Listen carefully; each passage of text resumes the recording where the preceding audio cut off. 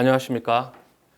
2년여에 가까운 코로나 상황에 코로나 백신 접종률이 70%를 넘어섰습니다. 이에 위드 코로나라고 불리우는 코로나 확산 이후에 대인 관계로서 사회가 변화될 것 같습니다.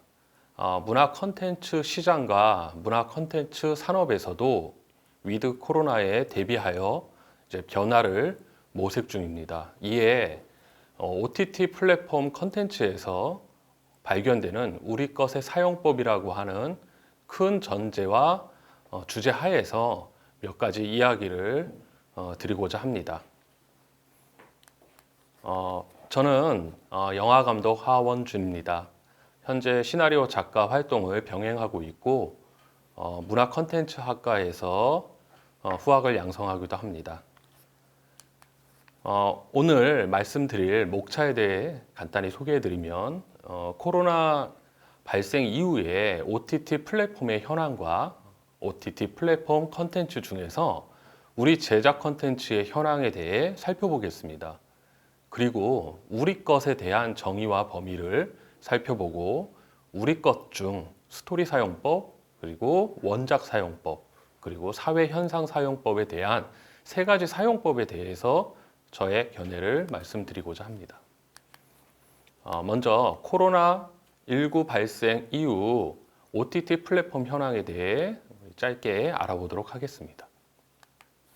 이 코로나19 발생 이후에 OTT 서비스에 대해 알아보기 전에 우리는 이 OTT 서비스에 대해 대체적으로 많은 정보들을 가지고 있습니다. 최근에 넷플릭스에서 오징어 게임의 빅히트로 인해서 OTT에 대한 개념과 혹은 OTT 플랫폼이 무엇인지 또는 OTT 플랫폼에서 컨텐츠가 의미하는 것이 무엇인지에 대해서는 많은 분들이 개인적으로 살펴보기도 하고 알아보기도 하십니다. 그래서 그렇게 중복되는 내용에 대해서는 조금 배제하고 이 OTT 서비스에 대해서 우리가 관가하고 있었던 것들, 때로는 중요함에도 불구하고 감추어져 있었던 것들에 대해서 조금 더 알아보는 시간을 가질까 합니다. 먼저 OTT 서비스의 인기 이유 중에 하나인 집콕 시간의 증가, 코로나 상황으로 인해서 집에서 활동하는 시간이 늘어났기 때문에 아무래도 이제 집에서 활동하는 그 여가를 어떻게 즐길 것인가에 따라서 많은 컨텐츠의 흥망성쇠가 살펴지고 있습니다. 발견되고 있습니다. 이에 집콕 시간의 증가가 OTT 서비스의 인기 이유의 대표적이라고 말씀드리는데요. 특히 한국은 인터넷 인프라의 활용이라든가 또 택배 등의 배달과 구독 문화의 활용으로 이 집콕 시간의 증가임에도 불구하고 상대적으로 쾌적하고 조금 더 편하게 활동할 수 있기 때문에 이런 OTT 서비스를 많이 이용하는 것 같습니다. 또한 코로나 발생 이후에 극장 관람에 비해 상대적으로 저렴한 비용으로 이 OTT 서비스 플랫폼을 이용하는 것 같습니다. 상대적으로 극장은 밀폐되어 있고 어둡고 그런 점에서 좀 기피되는 것 같습니다. 코로나 상황에서. 그에 반해 집에서 편하게 OTT 서비스를 이용할 수 있기 때문에 상대적으로 저렴한 비용 속에서 인기가 유지되는 것 같습니다. 또한 한국의 경우 SNS의 활용도가 매우 폭넓고 활발한 국가 중에 하나인데요. 컨텐츠 정보 공유의 활발함이 눈에 띕니다. 특히 후에 다시 말씀드리겠지만 우리는 피벗 타임이라고 하여 열기가 발생하는 시간이 굉장히 짧으면서도 강력하다라는 그런 점이 있습니다. 이에 동조하고 합류하고자 하는 심리가 발달되어 있다고 말합니다. 그래서 이 피벗 타임 속에서 우리 MZ 세대들의 경우에는 이 클라우드형 인간들의 스타일이라고 말하죠.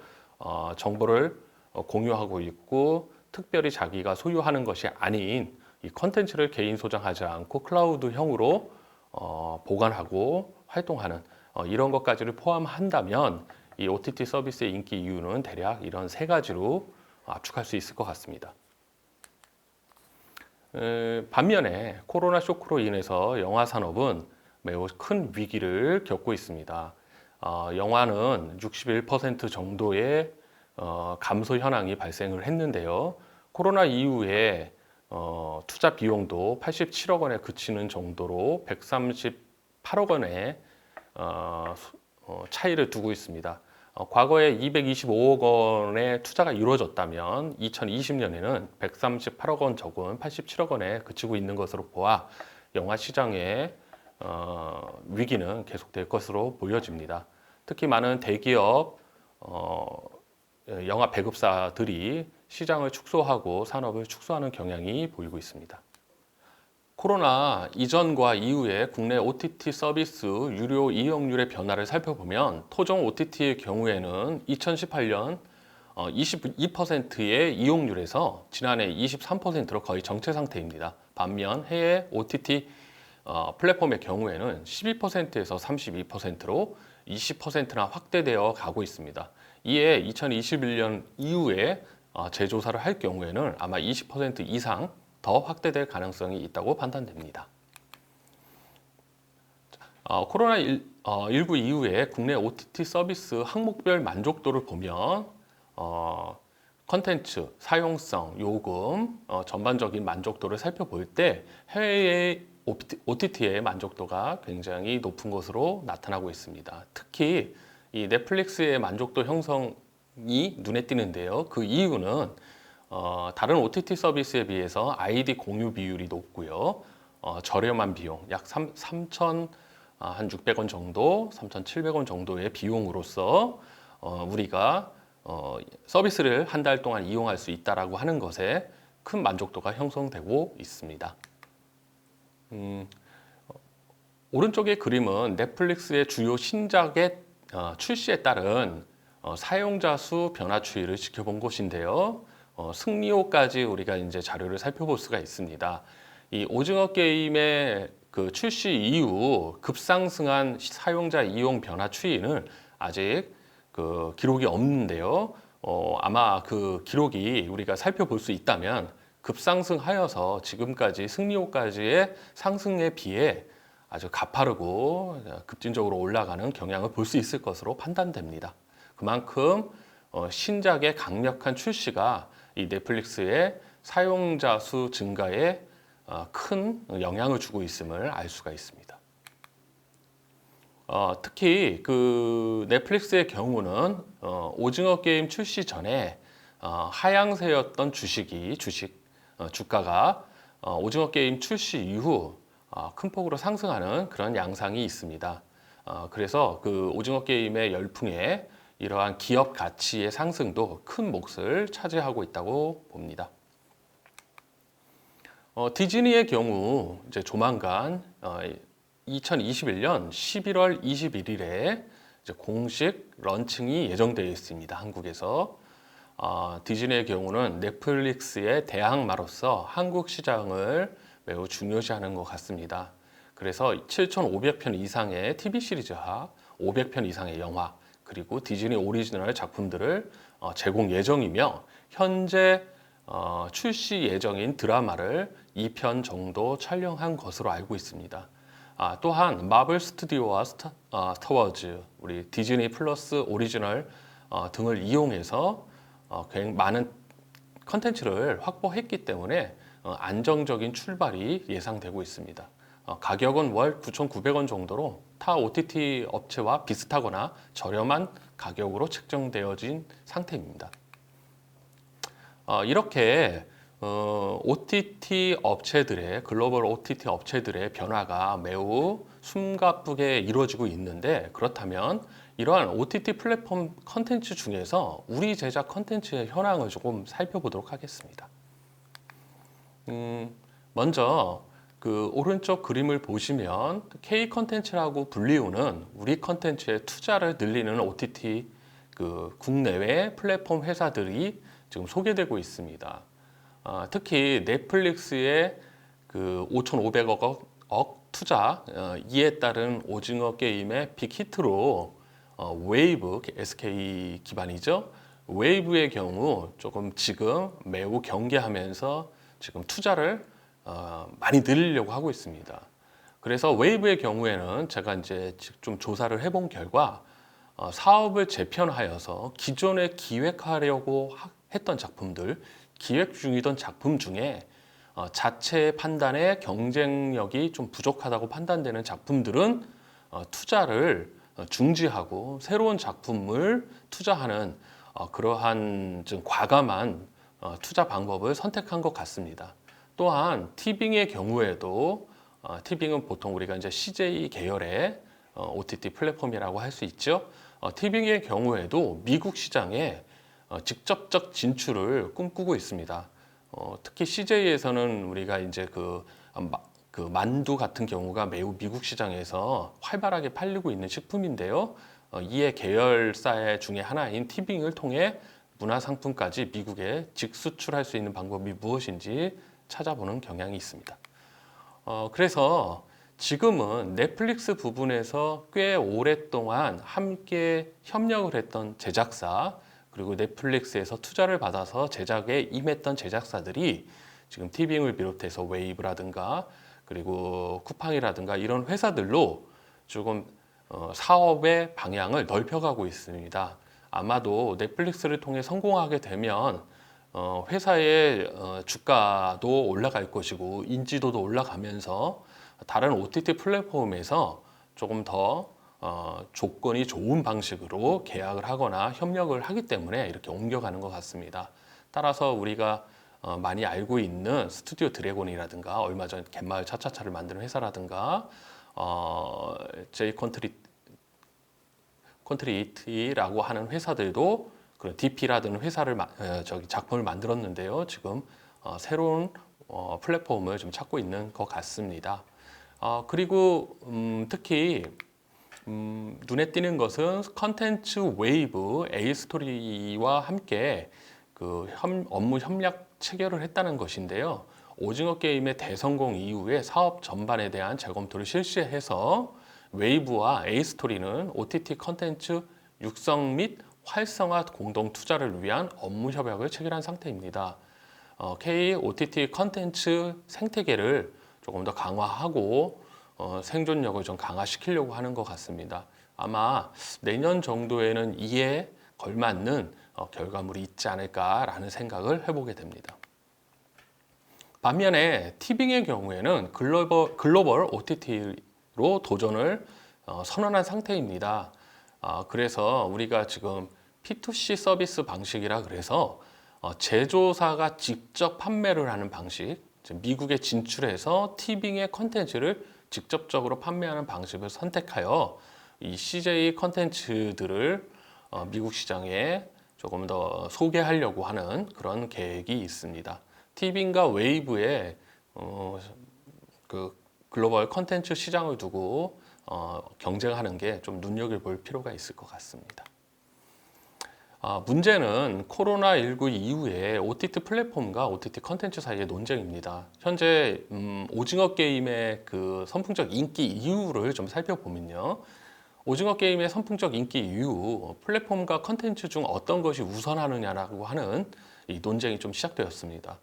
분명히 플랫폼은 넷플릭스라고 하는 미국의 플랫폼이고요. 컨텐츠는 물론 한국에서 제작되었지만 이미 IP가 미국 소유로 되어진 상태지요. 그런 상태에서 우리는 지금 컨텐츠에 초점을 맞춰서 그 오징어 게임을 분석하거나 지금 해외 인기에 대해서 이유를 찾아보고 있습니다. 이런 가운데 한국 제작사의 소유 컨텐츠에 투자를 하는 비율도 늘어나고 그리고 회사들도 조금 더 그 제작비에 숨통이 트이는 건 사실입니다. 하지만 지적재산권이 이 플랫폼 회사로 넘어가는 것에 우리가 그것을 경계하지 않으면 안 될 것 같습니다. 그리고 제작비가 약 110%에서 120%만 지급되고 최대 이익률이 6% 이내로 결정되는 상황이라 제작사가 굉장히 그 야심만만한 프로젝트를 만든다고 하더라도 이익을 최대화시킬 수 없다라는 한계도 있는 건 사실입니다. 이래서 우리가 넷플릭스의 영향력이 증가되어서 자칫하면 국내 제작사가 넷플릭스의 하청업체로 전락하는 건 아닌가 하는 지점에 대해 우리가 경고하시는 분들도 있고 그 지점에 대해서 논의할 필요가 있다고 봅니다. 따라서 우리의 컨텐츠가 직접 재산권상 미국의 소유가 된다라는 것에 대해 우리가 어떤 대비책이 있지 않으면 전통을 이용한 소재 개발이라든가 우리 것을 이용한 소재 개발에 있어서도 역시 똑같은 현상이 발생하지 않을까라는 지점을 또 한번 얘기해 볼 수밖에 없습니다. 우리 것에 대한 정의와 범위에 대해서 좀 살펴보도록 하겠습니다.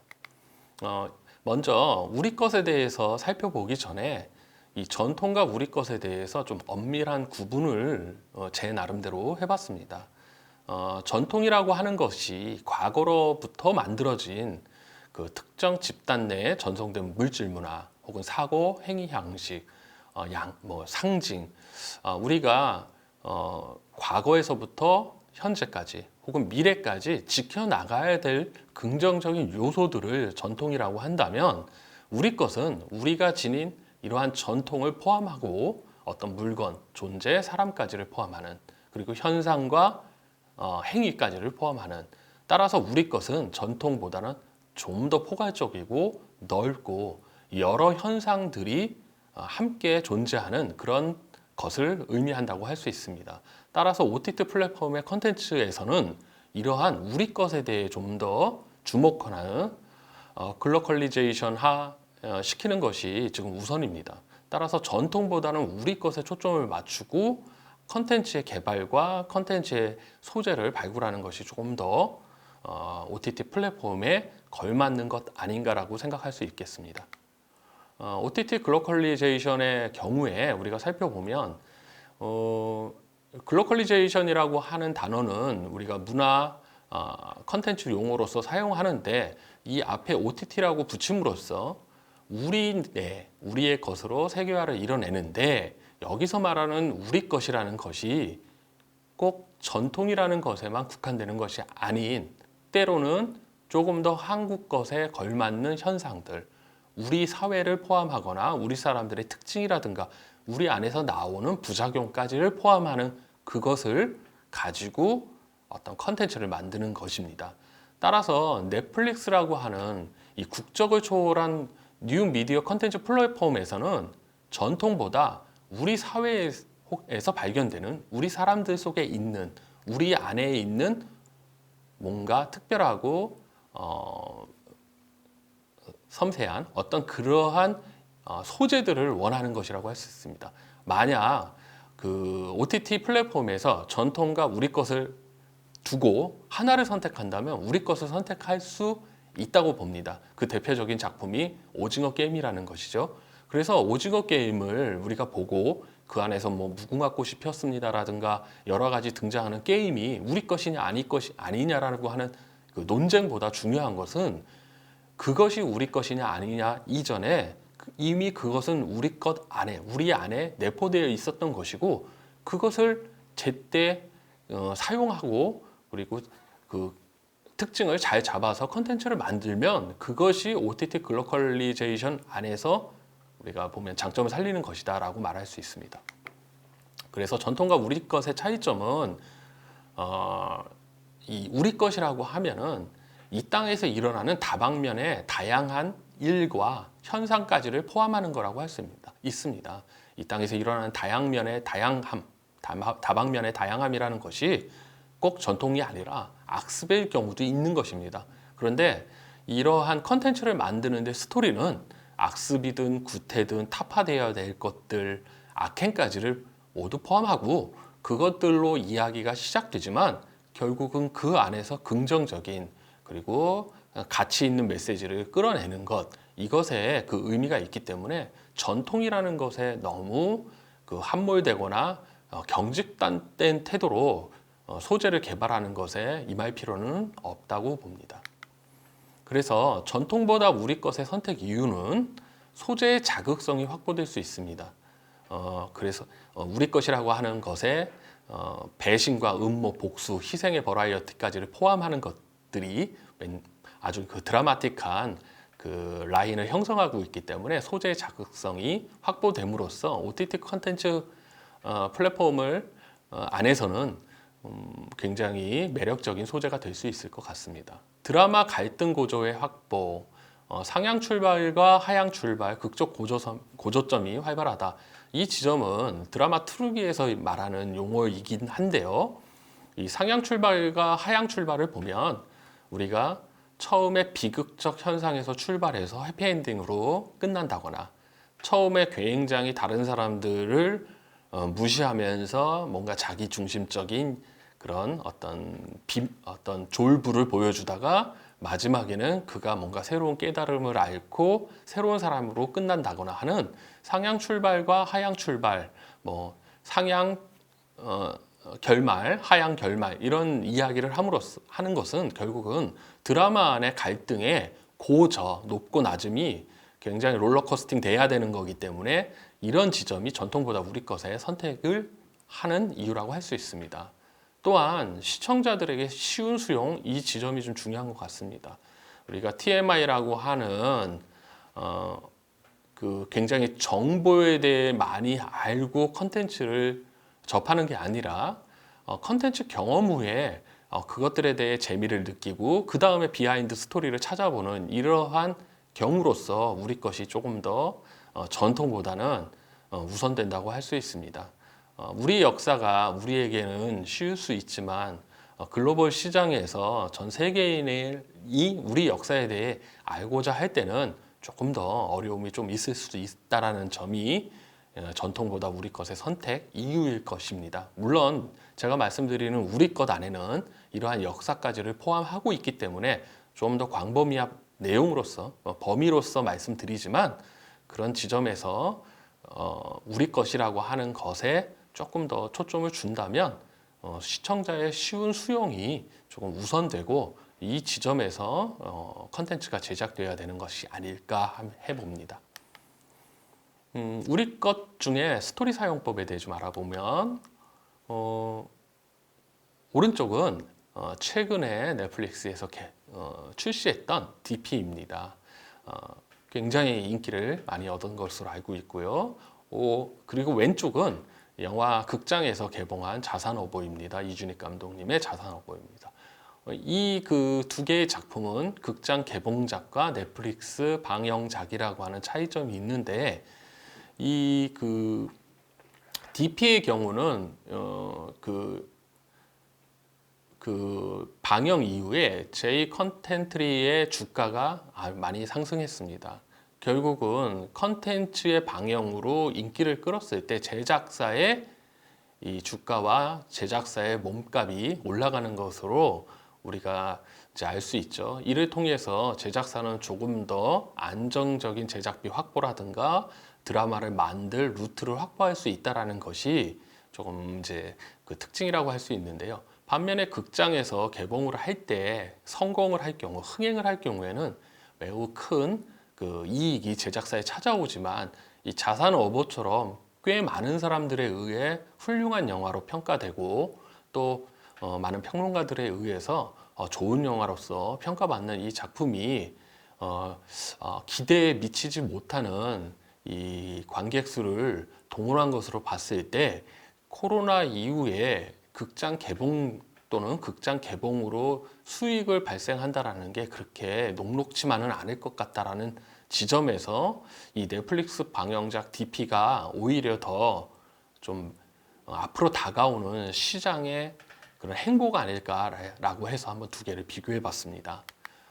그래서 넷플릭스가 원하는 컨텐츠는 결국은 앞으로 잠깐 돌아가면 이 자산어보와 같은 수작, 굉장히 훌륭한 작품이기보다는 물론 DP가 훌륭하지 않다는 것은 아닙니다만 수작보다는 화제성을 더 원한다는 겁니다. 따라서 넷플릭스는 이 화제라고 하는 것의 키워드로 그 이익이 될 수 있는 혹은 정당한 자극을 선점해서 가자라고 하는 것이 지금 우선되고 있는데요. 만약 이제 이런 소재를 한번 살펴보겠습니다. 이것은 한국국학진흥원에 있는 기록 문화입니다만 유산입니다. 그래서 임천서당 중건일기의 한 페이지인데요.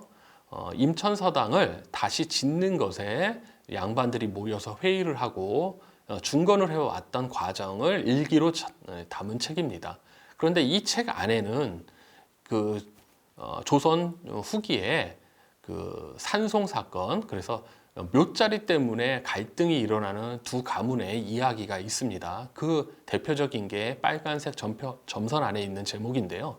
묘자리 송사 때문에 길을 나서다가 물에 빠져 죽은 시아버지의 원한 며느리가 풀어드리다 해서 물에 빠져 죽은 시어머니의 원한을 며느리가 풀어주기 위해서 그 상대 가문의 집안에 매장된 그 묘를 파헤치는 그런 일을 이 며느리가 저지르게 됩니다. 그리고 그 후에 인천서당 중건 일기에서는 이 며느리에 대한 평가, 며느리가 자수를 하고 관하로 가서 자신의 억울함 지점에 대해 이야기를 하고 재판을 받았다고 하였고, 이에 양반들이 상소문을 써야 된다라고 하는 그런 이야기까지 하게 됩니다. 문제는 이러한 기록이 이 인천서당 중건일기에 두 건이 있는데요.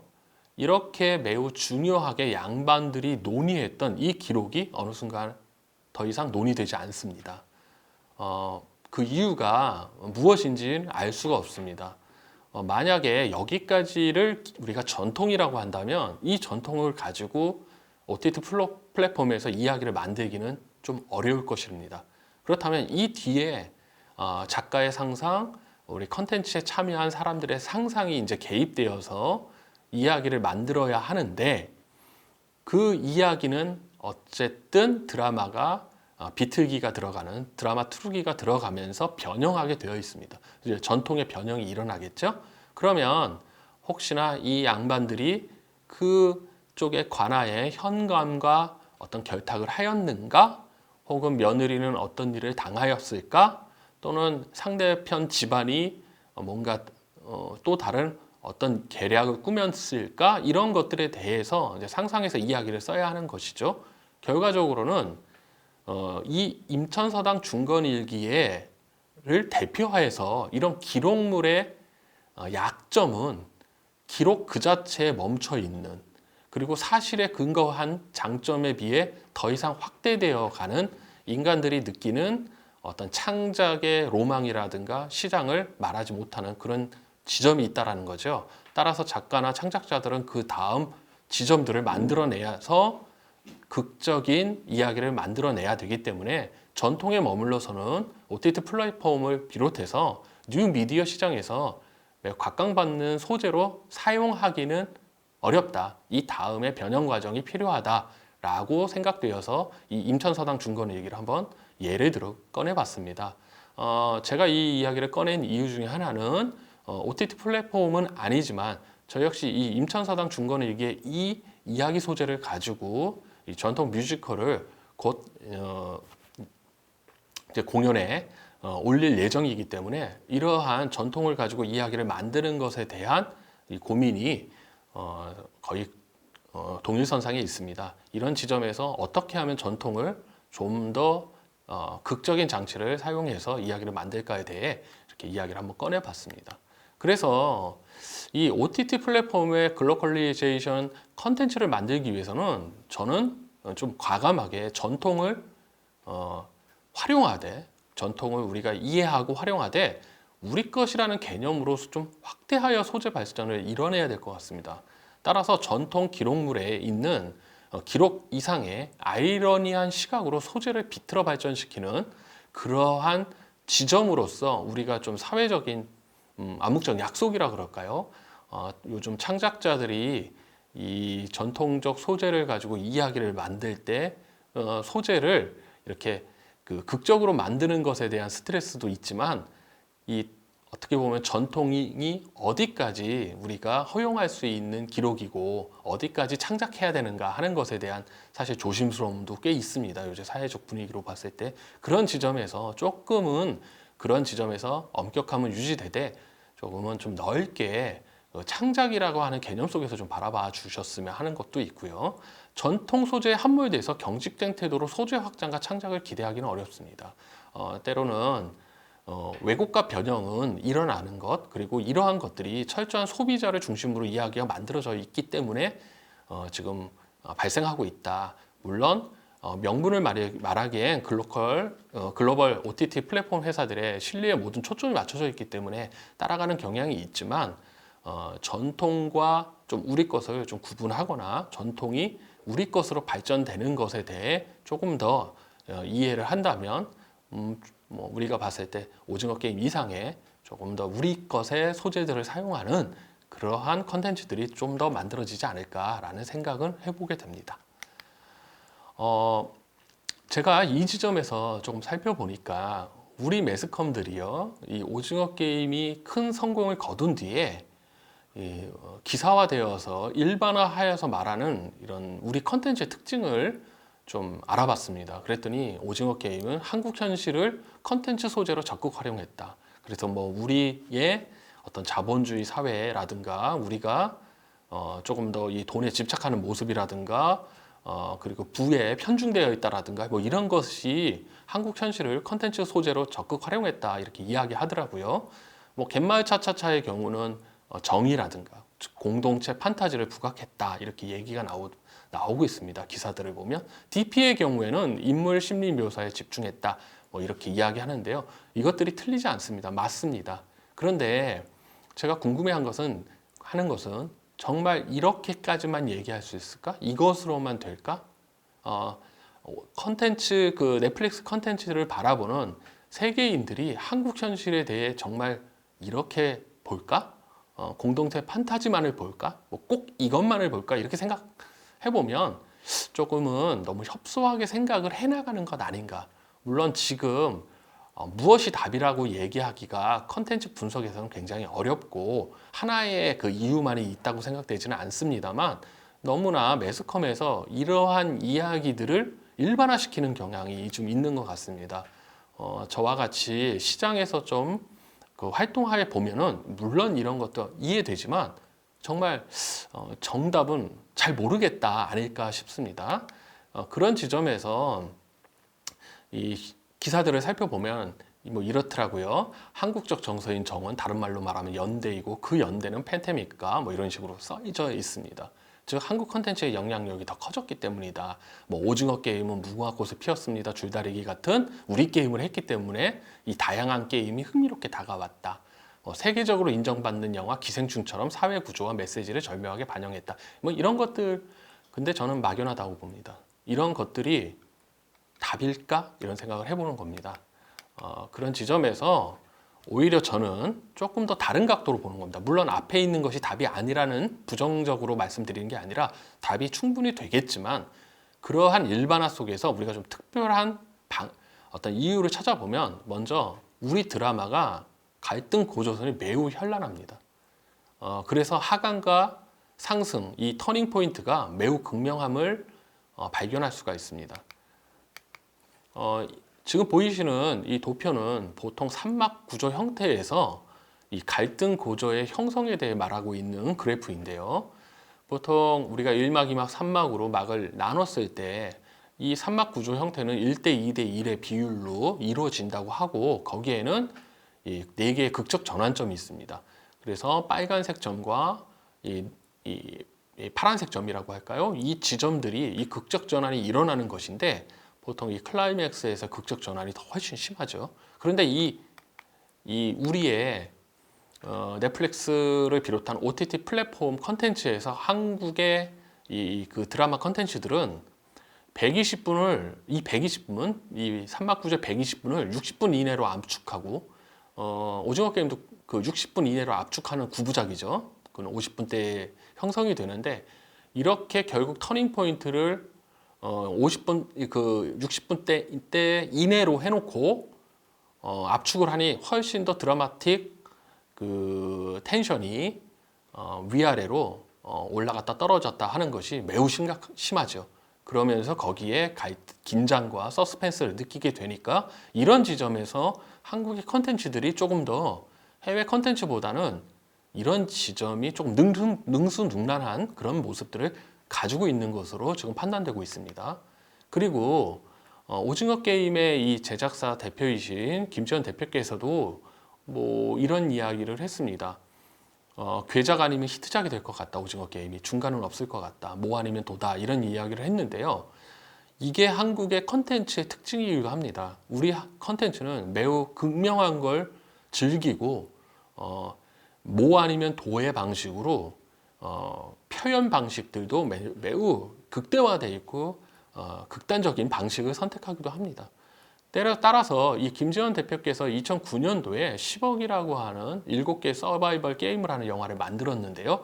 그 당시에는 조금 주목을 덜 받았죠. 그런데 이런 영화들을 만들어 가면서 이런 어떤 거기에서 흥행의 요소라든가 어떤 약속, 어떻게 해야 되는 전략들을 훨씬 많이 이해하신 것 같습니다. 그러면서 모험심이 강한 작품을 만들었는데 한국의 이 드라마 컨텐츠들의 모험심은 일반적으로 많은 나라의 그 작품들보다는 좀 크다고 볼 수 있습니다. 우리는 한국 사람들의 특징이겠죠. 열정을 갖고 뭐 하나에 뛰어들 때 거의 많은 것을 쏟아내는 것. 그래서 이런 지점도 오징어 게임의 성공 이유 중에 하나가 아닐까 생각해 봅니다. 그 오징어 게임의 경우 해외 시청자가 본 한국 드라마의 특징은 이제 노란색 표와 같습니다. 한국 드라마는 다 쏟아낸다. 작가들은 스토리의 매력을 상승시키기 위해 필요한 요소들을 절대 아끼지 않는다. 중간의 텐션에 머무르지 않는다. 이런 것들을 이야기하더라고요. 저도 충분히 동감하고 있고요. 외국 시청자가 볼 때는 한국 드라마는 매우 버라이어티하고 이 놀이동산의 롤러코스터 같은 느낌을 받을 것이라고 보여집니다. 따라서 우리 이 한국인이 가지고 있는 열정을 드라마에 쏟는 그 에너지의 크기가 외국 시청자들이 볼 때는 훨씬 더 크고 강력해 보이나 봅니다. 그런데 저는 여기에는 조금 우리가 희비가 교차하는 것 같은데요. 우리의 스토리의 창작자가 삶의 사활을 걸고 있을 뿐 스토리의 원리에 충실한 건 아니라고 봅니다. 가령 우리가 드라마의 어떤 법칙이라든가 드라마 트루기 극작술의 어떤 법칙이라든가 이런 것에 충분히 충실하게 따른다 이러한 것으로 우리 컨텐츠를 살펴보고 있는데 저는 우리의 그 스토리 창작자들은 그러한 법칙과 약속보다는 오히려 더 크게 어떤 그 자신들이 삶의 사활을 걸고 이야기를 완전하게 완성시키고자 하는 태도로서 쓰기 때문에 성공될 수 있는 확률이 더 높다고 보고 있습니다.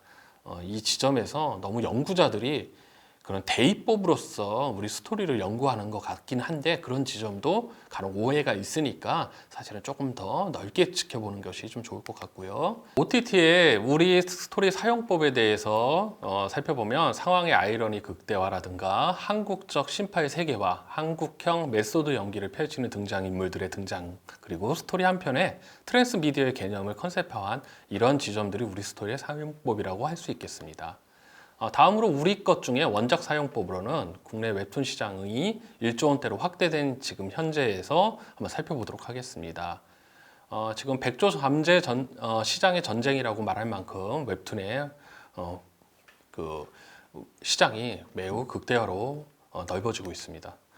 이때 그 웹툰의 경우에는 영상을 이야기로 만들어 갈 때 이 표상 처리가 좋은 것 같습니다. 이야기체로 표상이 하는 것이 아니라 이미지로 표상을 처리했기 때문에 이러한 이미지 표상의 동질화의 장점이 있습니다. 표상의 경우에는 지각 표상, 기억 표상, 그리고 상상 표상이 있는데 웹툰의 경우에는 이러한 이미지를 통해 상상 표상을 극대화하는 그런 특징을 가지고 있습니다. 그리고 이때 상상 표상의 동질성을 이끌어내는 것이 바로 스토리라고 할 수 있죠. 웹툰의 영상화는 지금 2020년까지 약 80여 편이 만들어져 있고요. 넷플릭스의 경우에는 최근에 이태원 클라스라든가 스위트홈, 경이로운 소문 등이 웹툰을 통해서 다시 만들어지면서 웹툰의 순위도 상승하고 있는 그런 특징을 살펴볼 수가 있었습니다. K 웹툰이라고 말하는 웹툰의 성공 비결은 이제 등장 방식의 변화라든가 소재의 다양성이 확보되어 영상화로 인해서 화제 지속성이 가능하고 작가 처우가 비교적 개선이 되었고요. 매주 올 컬러 웹툰의 업데이트가 전 세계에서 거의 유일하게 가능하기 때문에 이러한 성공 비결로 눈에 띄는 성과를 내고 있습니다. 이 그림은 이제 그 모 대학교의 웹툰 만화학과의 입시생들이 시험을 보는 실기 사진인데요. 어마어마하죠. 그만큼 우리 웹툰에 대해 공부를 통해서 작가로 활동하겠다 혹은 공부를 해보겠다고 하는 인원이 우리 젊은 세대에게 많이 확대되고 있고 큰 폭으로 늘어나고 있음을 우리가 알 수 있습니다. 다음으로 우리 것 중에 사회현상 사용법입니다. 중요한 건 먼저 한국형 피벗타임입니다. 우리는 이 피벗타임을 보통 가열 상태라고 말하는데요. 우리 한국의 사람들은 매우 삶에서 뜨거운 순간, 그 순간이 매우 빠르고 빠르게 가열되는 특징이 있습니다. 그리고 그 가열이 또 빠르게 식지요. 따라서 어떤 공통의 여론이 형성되면 극단적으로 빠져듭니다. 따라서 유행의 리트머스로 이 한국형 피벗타임이 이 세계 OTT 플랫폼에서 사용됩니다. 일종의 리트머스로서 시험이 될 수 있는 것이죠. 그리고 오징어 게임 발생 직후 우리가 피벗타임의 발생 전, 즉 열기가 형성되기 전에 국내의 그 여론은 그렇게 꼭 뜨겁지만은 않았습니다. 다음과 같이. 그러나 피벗타임이 발생하는 이후에는 제어할 수 없는 인기가 형성이 되지요. 9월 17일 오징어 게임 첫 방영 34일 후에 우리는 오징어 게임이 4위로 내려갑니다. 그에 반해 일본은 그 당시에 이제 1위로 올라가 있는 상태죠. 그만큼 우리는 빠르게 집중하고 빠르게 흩어지는 그 컨텐츠에 대해 소비 양식이 좀 특별합니다. 넷플릭스의 탑 10을 살펴보면 쇼타임 부분에서 오징어 게임, 그 다음에 마이네미라든가 갯마을 차차차를 보면은 1, 2, 3위를 차지하고 있습니다. 일본에서. 그런 거 보면 한국의 컨텐츠가 매우 큰 그 영향력을 행사하고 있고 일본의 컨텐츠들은 지금 부진함을 알 수가 있죠. 그래서 우리는 또 두 번째로 몰빵과 영끌이라고 하는 우리 사회는 이 몰빵이라고 하는 것이 꼭 나쁜 의미가 아니라 모든 것을 다 에너지를 쏟아내는 그런 우리 사람들의 구성원들이 이루어져 있는 것 같고요. 영끌이라고 하는 마찬가지로 영혼을 끌어모은다라고 하는 것이 나쁜 것이 아니라 그 에너지를 다 모아서 하나에 집중하고 투자하는 이런 것들을 통해서 볼 때 우리 한국 사람들의 모험심이 매우 크기 때문에 그 안에서 만들어지는 스토리도 모험심이 큰 캐릭터가 움직이는, 활동하는 그런 이야기가 만들어진다고 할 수 있습니다. 그래서 우리는 중간 지점이 없는, 달거나 맵거나 하는 것처럼 중간 지점을 원하지 않는 오히려 극단적인 삶을 즐기는 사회입니다. 이게 나쁜 의미가 아니라 우리가 익스트림하다고 얘기하는 극단성을 우리가 즐기고 있는 것이죠. 그래서 결론적으로 말하면 OTT 플랫폼에서 우리 것은 전통보다 더욱 매력적으로 여겨지고 더 거시적인 크기를 지니고 있습니다. 우리 것은 스토리 측면과 원작 측면, 사회 현상까지 사용되는 것, 그리고 어두운 면까지 포용하는 것, 전통과 악습이라고 하는 두 가지를 모두 소재로서 사용하는 것이라고 말할 수 있고요. 또 우리 것은 우리 것이 우월하기 때문이 아니라 글로벌 시장의 시청자들에게 새로운 것으로 다가가고 있기 때문이라고 봅니다. 따라서 저는 전통도 우리 것에 포함시켜 우리 것의 확장에 좀 더 필요하다고 여겨지고 그것에 많은 소재의 개발과 바라봄이 있어야 된다고 생각됩니다. 이렇게 OTT 플랫폼 컨텐츠에서 우리 것이라고 하는 거시적인 개념이 어떻게 사용되는지를 짧게 이야기해 보았습니다. 감사합니다.